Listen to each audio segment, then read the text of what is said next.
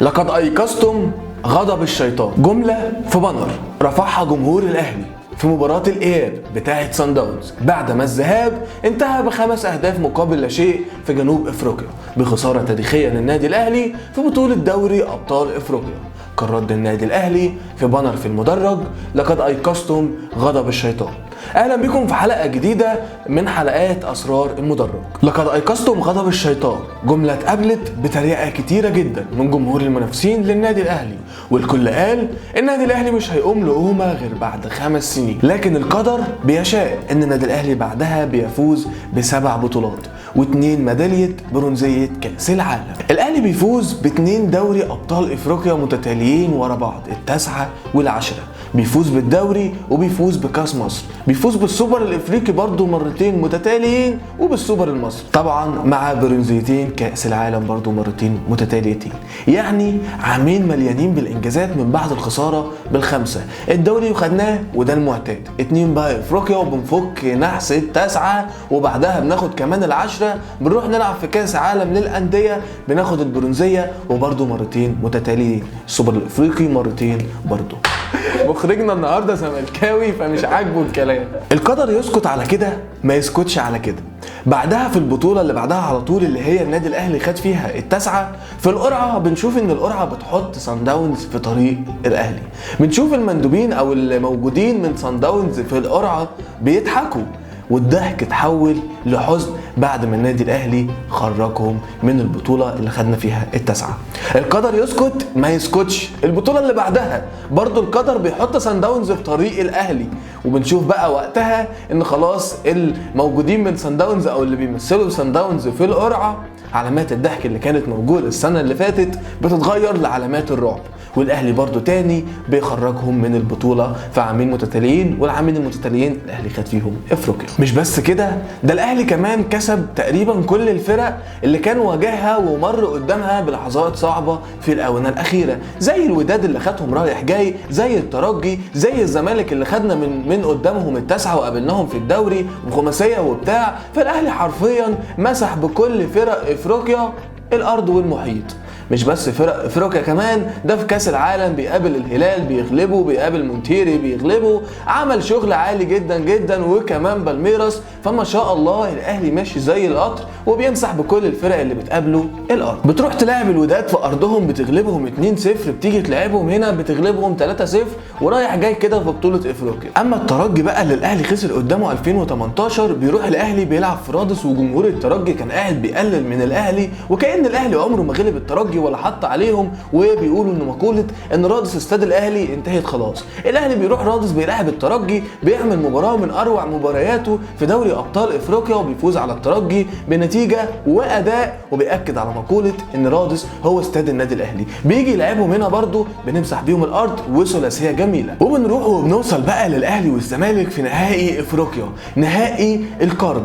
الاهلي بيقابل الزمالك، الاهلي ثالث نهائي يوصلوا في السنوات الاخيره، لو خسروا هيخسر 3 نهائيات ورا بعض كده في فتره صغيره. الاهلي بعد ما خسر من الزمالك كمان السوبر، وشفنا اللي حصل من لاعبي الزمالك تجاه جمهور الاهلي والمناوشات اللي حصلت من الزمالك، وكمان الزمالك كان وقتها متفوق على الاهلي في مواجهات الدوري، فكان خير رد ان الاهلي يفوز على الزمالك في نهائي بطوله افريقيا. وبالتاكيد او الحمد لله الاهلي بيقدر ان هو يتفوق على الزمالك في النهائي ويفوز بنهائي القرن، اللي كان من اهم الحاجات اللي حققها النادي الاهلي في الاونه الاخيره بقضيه قفشه في الدقيقه 85 و45 بالقضيه ممكن. ودي كانت من اهم الحاجات اللي عملها فعلا النادي الاهلي في الاونه الاخيره عشان تاكد على ان النادي الاهلي هو الافضل في مصر وفي افريقيا وفي الوطن العربي، مش عشان فاز على الزمالك، علشان خاطر بيكمل كل المسيره اللي احنا قلناها دي بالفوز على الغريم التقليدي ليه. الاهلي في اول ذهاب لكاس العالم بعد ال9 بيقابل الدحيل والبايرن، بيقابل الدحيل في ارضه في وسط جمهوره، بيعمل عليه مباراه جميله جدا اداء ونتيجه، وبيقدر ان هو يفوز، وبيروح يقابل البايرن اللي ماشي عمال ياكل الاخضر واليابس، واللي فايز على برشلونه 8. وحاجه في منتهى ايه اللي هو منتهى الرعب، انت نازل مش قادر تقف على رجلك. الاهلي بيقدر ان هو يقدم مباراه كويسه قدام البايرن، خسر 2-0 لكن فعلا قدم مباراه كويسه خلتنا نقول بعد المباراه ان احنا كان بالامكان افضل من مكان، وان احنا كنا ممكن نكسب المباراه. تخيل عزيزي المشاهد ان احنا بنقول ان الاهلي كان ممكن يكسب البايرن بعد النتيجه اللي احنا احنا قدمناها، فحاجه ما شاء الله. بعد ما بيتغلب من البايرن بيروح بقى يقابل بالميراس على المركز الثالث او على برونزيه كاس العالم، وبيقدر ان هو يفوز عليه بضربات الجزاء. بعد ما قدمنا مباراه عظيمه في الوقت الاساسي بتاع المباراه بنفوز عليهم بضربات الجزاء باداء بطولي او بتصدي بطولي لضربات الجزاء من الشناوي، وبنقدر اننا نفوز باول برونزيه كاس العالم بعد ما كانت الدنيا مزدحمه شويه او معصلجه شويتين. بيروح الاهلي عشان يلعب السوبر الافريقي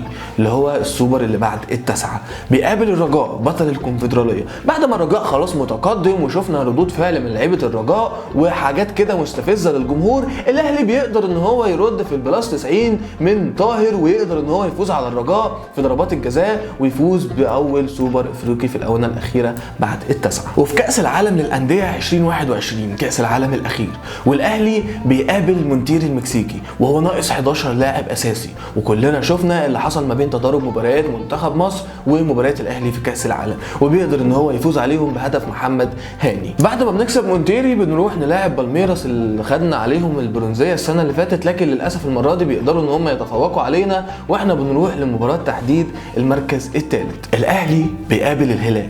بنشوف فيديوهات كتيرة جدا منتشرة لجماهير الهلال وهم بيتكلموا بكل ثقة ان هم هيفوزوا على النادي الاهلي بأداء مستريح جدا او بأقل مجهود، وكأنهم رايحين يلعبوا فريق عادي، فريق مغمور. المفاجأة ان النادي الاهلي بيفوز عليهم ب4 أهداف مقابل لا شيء كأكبر نتيجة للنادي الاهلي في كأس العالم للأندية، وبكده بيكون النادي الاهلي خد البرونزية الثانية على التوالي. لقد أيقظتم غضب الشيطان. من هنا كانت البداية من جمهور فعلا يتقال عليه هو حامل فريق، هو اللي شايل الفريق على كتافه. ما هو فعلا لو اي فريق تاني كان اتغلب 5-0 في بطولة دوري ابطال افريقيا، فريق جماهيري زي النادي الاهلي، مستحيل اي حد يصدق ان الاهلي يتغلب 5-0، كان يقول لك خلاص الاهلي وقع، الاهلي مش هتقوم لقومه فعلا اللي بعد عدد من السنين. ولكن جمهور النادي الاهلي مؤمن بفريقه، عنده فريقه حاجة فعلا من الخيال، قدر ان هو يقف في ظهره، قدر ان هو على الرغم من انه خسران ب5 أهداف وخارج من بطولة افريقيا بفضيحة، ايوه بفضيحة، واي اهلاوي يفتخر ويقولها في وش الكل، احنا خرجنا بفضيحة، لكننا رجعنا وخلينا افريقيا كلها تندم على اللحظة دي. وزي ما قالوها سان داونز هيفضل يدفع الضريبة سنة بعد سنة على اللي هو عمله في المباراة دي.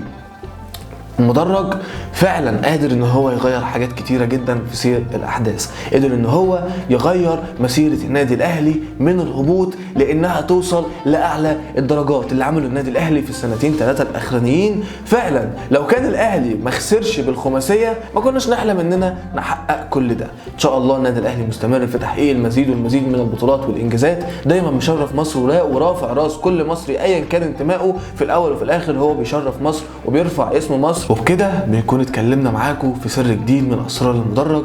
استنونا في اسرار تانية وحاجات تانية حصلت في المدرج غيرت في مسيرة نادي او لاعب او ايا كان. اشوفكم في حلقة جاية، سلام.